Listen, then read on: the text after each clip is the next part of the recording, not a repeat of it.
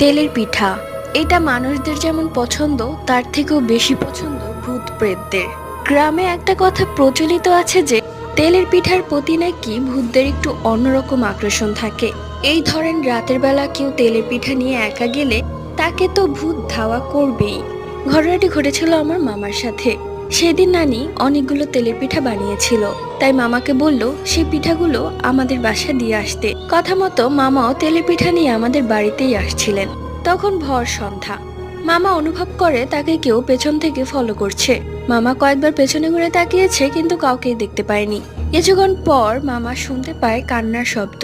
তখন মামা পেছনে ঘুরে তাকিয়ে দেখে ছোট্ট একটি বাচ্চা কান্না করছে, তাও আবার একটা বিরাট বড় বট গাছের নিচে বসে।